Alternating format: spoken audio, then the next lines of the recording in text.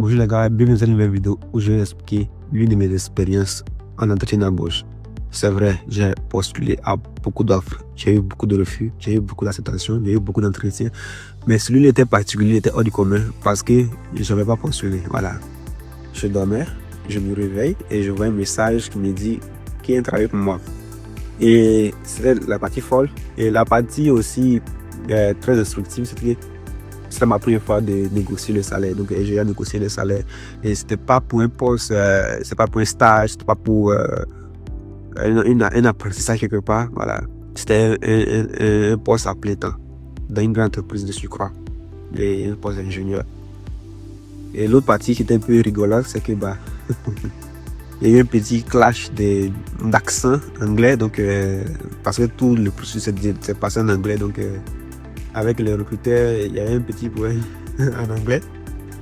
Et l'autre partie vraiment un peu aussi importante, c'est que à la fin, tout est déjà écrit, mais j'ai dû décliner l'offre. Et donc comment ça s'est passé? Je me réveille un matin. Sur LinkedIn, je vois un message dans ma messagerie. Donc, en gros, qui disait le message: bonjour Chris, j'ai été sur ton compte LinkedIn et je pense que tu serais un bon candidat pour un poste pour l'un de nos clients basé en Côte d'Ivoire, à Abidjan. Donc, si tu es intéressé, n'hésite pas à nous faire signe pour qu'on en parle plus en détail. Pourquoi dis-moi si tu es intéressé? Je suis intéressé, bien sûr. Parce que vous dire qu'à l'époque, je venais de terminer mon stage à Nestlé et j'ai fait déjà 2 semaines de repos. C'était déjà trop pour moi parce que je m'ennuyais en fait. Donc rapidement je lui ai écrit et on commence les démarches, aux échanges des numéros sur WhatsApp, pas des appels, les échanges WhatsApp, messages. Et on a fait environ 2 semaines. La première semaine c'était pour discuter des exigences de chaque partie, l'entreprise, parce que lui il était l'intermédiaire et entre moi et l'entreprise.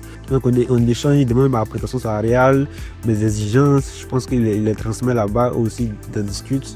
Et la première semaine c'était excusez-moi ça, et à la deuxième semaine maintenant il me dit maintenant le nom de l'entreprise, il dévoile un peu le nom de l'entreprise. Donc je pense que là maintenant c'était peut-être que c'était d'accord de l'autre côté là-bas. Donc c'était une multinationale sud-coréenne, LG Electronics, que vous connaissez bien, pour un poste d'ingénieur HVAC, donc ingénieur CVC.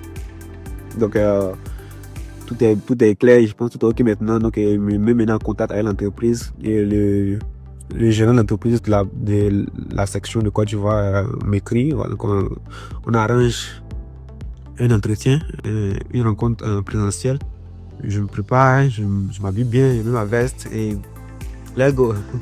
Une fois là-bas, je rencontre un monsieur, un Coréen, un Sud-Coréen bien sûr. Donc il parle anglais avec son équipe. Et moi aussi je parle anglais. Donc son anglais, je pense qu'il n'est pas natif. Donc il a l'accent qui est là. Moi aussi mon anglais c'est très bidon. Il y a aussi un accent dessus. Donc là, au moment de parler un peu, voilà, de présenter, on fait des trucs classiques. Voilà, mais alors on se comprenait pas bien en fait. Alors moi ça l'agace moi aussi, je suis un peu, je m'inquiète, faut pas cause de ça, il a manqué une opportunité. Donc mais à la fin c'est un monsieur qui était très sympa, qui était vraiment très sympa. Donc à la fin on réussit nous deux à s'entendre. Donc après la phase orale, on passe un peu une partie un peu pratique. Je sais les logiciels qu'ils utilisent, les logiciels aussi. Là il a vu mes compétences, il a vu ce qu'il pouvait faire. Et il a vu aussi ce qu'il ne peut pas faire.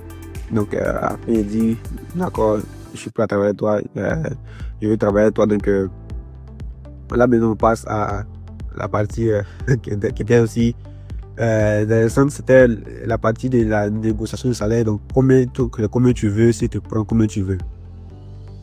Question salaire qu'on pose, c'est un peu c'est difficile à répondre, mais avant de venir j'ai fait mes calculs. Voilà, Corée du Sud, voilà, Côte d'Ivoire, ingénieur HVAC débutant, combien je peux demander, je fais tous les calculs et voilà, je viens en tête avec déjà mon montant qui est au préalable dit au chasseur de tête. Et donc lorsque je lui dis je vais telle somme, il dit oh comment ça telle somme, c'est trop voilà. Et mais mec, on est calme down, ok. Là où j'étais, c'était un poste j'étais stagiaire, non, je peux pas demander la même chose, bien moins que ce qu'il fait en tant que stagiaire. Là, c'est pour me proposer un poste en plein temps en tant que voilà, ingénieur dans votre boîte. Donc voilà, là, il tourne, parle. Je pense qu'à la fin, on était plus ou moins, c'est mis plus ou moins un accord. Et maintenant, le catalogue de produits, dit de me familiariser avec ça parce qu'il va organiser un entretien avec le quartier général pour l'étape suivante. Donc, j'attends, je rentre à la maison, une semaine passe, et 2 semaines, je pense, ouais. Et il y a la date du rendez-vous avec le quartier général. Donc, il y avait moi, lui-même, un gérant côté ingénierie de la section régionale, je pense qu'il était au Nigeria, et un membre du conseil qui était, je pense, en Corée. Donc, on fait la réunion en groupe, la réunion en ligne, et tout se passe bien. Je pense qu'il m'a vraiment donné un coup de main pour me préparer. C'était parfait. Et à la fin, il me dit que j'ai bien géré, que les chefs ont décidé de m'intégrer dans l'équipe. Donc, que j'attends pour les trucs administratifs, les documents. Ouais, j'attends plusieurs semaines et voilà. Comme il disait, à la fin, j'ai dit refuser l'offre parce que lorsqu'il reçoit le message, il me disait que plutôt que maintenant que j'étais invité à signer le contrat, bah, j'étais plus disponible pour le poste. J'étais déjà ailleurs parce qu'il a dû faire un choix entre prendre ce poste ou bien continuer les études parce que bah, à l'époque, j'avais juste un bac plus 3, un bachelor. Donc, je pense que c'était vraiment bien pour moi de viser un niveau supérieur. Pour ensuite intégrer une entreprise, commencer à travailler, parce que c'est bien de commencer à travailler tôt, mais bon, à quel niveau tu commences à travailler, les implications, quand tu pèses le pour et le contre. J'ai pesé le pour et le contre et j'ai décidé de décliner cette offre là. Et vraiment, vraiment cette expérience était vraiment particulière pour moi. Donc, comme vous avez vu, c'était assez différent de la classique où toi tu postules, tu pousses l'entreprise. Donc la leçon, c'est que dit aussi que prenez soin de votre profil LinkedIn, prenez soin de ce que vous faites, prenez soin de vos connexions, parce que on ne sait pas en fait où l'opportunité peut venir. Ça peut venir partout. Et donc aussi faire le bon choix. Faut pas te dire laisser dans l'émotion et puis continuer dans une voie qui n'est peut-être pas la meilleure pour toi. Et enfin, l'autre chose importante, c'est l'anglais. Après l'anglais, parce que il y a déjà à deux doigts peut-être de perdre, de ne pas accéder aux étapes suivantes dans le processus là, parce qu'au départ, il y avait qu'on a eu des difficultés à s'entendre.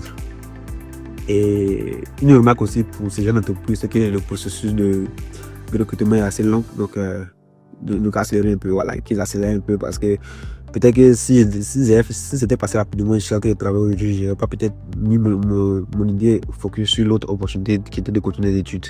Donc, j'espère que vous avez compris quelque chose, vous avez aussi essayé d'apprendre quelque chose de cette expérience, et on se dit à la prochaine pour une nouvelle vidéo.